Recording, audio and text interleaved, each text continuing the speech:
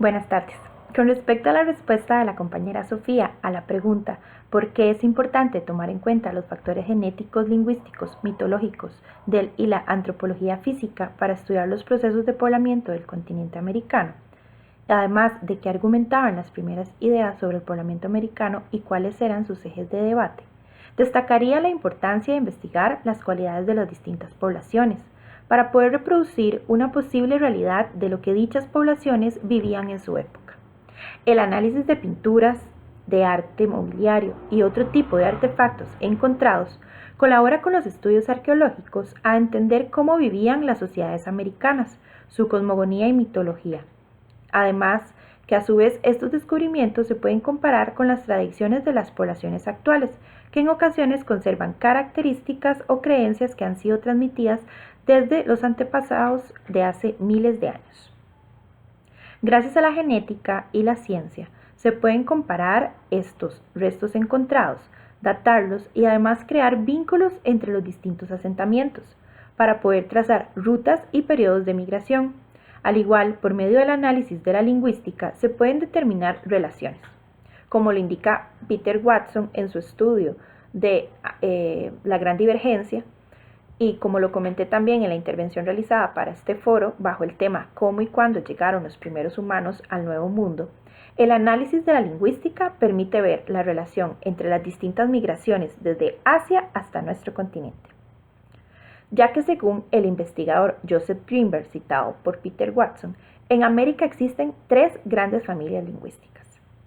La esquimalaleutiana, que detalla una emigración más reciente y solo en Canadá se habló.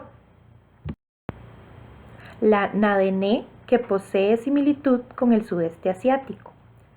Y por último, la amerindia, que posee relación con la euroasiática. Aparentemente, esto apuntaría la existencia de tres oleadas migratorias. La principal hace 20.000 y 12.000 años, cuyos protagonistas fueron un grupo de personas que hablaba amerindio, un tipo de euroasiático. La segunda migración hace unos 8.000 años a cargo de un grupo que hablaba el Nadené, originado en el sudeste asiático. Y la tercera y última migración, todavía más reciente, de los pueblos que hablaban esquimalaleutiano, hoy situados en el borde septentrional de Canadá. Con respecto a la última pregunta que decía qué argumentan las primeras ideas sobre el poblamiento americano y cuáles eran sus ejes de debate, podemos citar las teorías de poblamiento septentrional desde el estrecho de Bering, que se ha cuestionado si ingresaron de forma terrestre o marítima.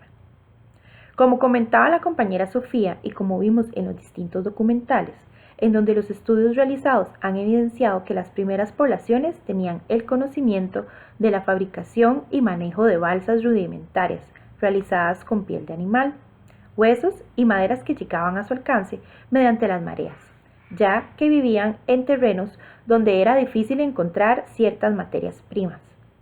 Otra de las teorías descartadas, que a su vez se ha estudiado gracias a las relaciones entre las poblaciones americanas con poblaciones siberianas, fue que los primeros grupos americanos descendían de las tribus Clovis. Al respecto, Gustavo Politis y otros autores en el estudio El poblamiento de América identifican que estos grupos se caracterizaban por la manufactura y utilización de un tipo especial de grandes puntas de proyectil bifaciales, hasta 15 centímetros de longitud, el empleo de materias líticas en forma de grandes hojas, obtenidas mediante percusión de bloques conocidos como núcleos de hojas. Y por último, la confección y uso de instrumentos de marfil, agujas y puntas de proyectil, además de la utilización de ocre rojo. Sin embargo, gracias a varias de las investigaciones que se pudieron ver en los distintos videos, estas tribus databan entre los 11.050 y los 10.800 años antes de Cristo, y como se observó en el material suministrado por el profesor, se han encontrado restos más antiguos en los últimos años, tanto en el norte como en el sur del continente. Debido a esto, se puede concluir que estas tribus no fueron las primeras en poblar el territorio americano, sino que existieron otras poblaciones, solo que a su vez han sido muy pequeñas y se han estimado que migraban en grupos pequeños hacia el sur. Entonces, todavía la historia no se ha terminado de escribir y todavía queda mucho por descubrir.